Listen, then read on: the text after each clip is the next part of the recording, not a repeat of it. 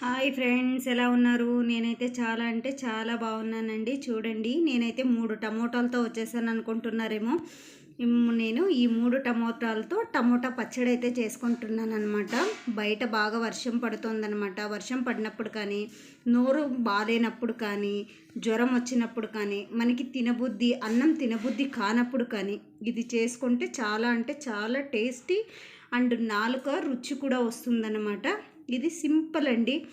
టమోటాలు ఒక 3 తీసేసుకొని అందులోనే పచ్చిమిరపకాయలు, తెల్లగడ్డలు, తర్వాత రుచికి తగినంత ఉప్పు, తర్వాత వచ్చేసి తెల్లగడ్డ వేసేసి బాగా నీట్గా మూత పెట్టేయాలన్నమాట. స్టవ్ వచ్చేసి సిమ్లో పెట్టుకోవాలన్నమాట.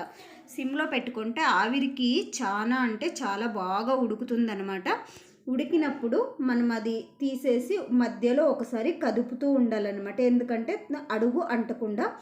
ఆ తర్వాత మనము దాన్ని తీసుకొని నీట్గా స్మాష్ చేసుకుంటే సూపర్ అంటే సూపర్గా ఉంటుందండి. ఇది ఇలా స్మాష్ చేయడానికన్నా రోల్ ఉంటుంది కదండి, దానిలో దంచుకుంటే బాగుంటుంది. నాకు దగ్గర రోల్ ఉంది, కాకపోతే దంచే ఓపిక లేదు అని చెప్పేసి నేనైతే ఇందులోనే స్మాష్ చేసేస్తున్నాను అనమాట పప్పు గుత్తితో.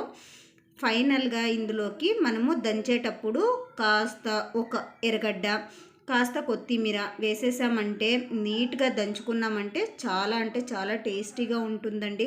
ఇది జ్వరం వచ్చినప్పుడు తిన్నామంటే జ్వరం దెబ్బకి పరిగెత్తిపోతుందనమాట.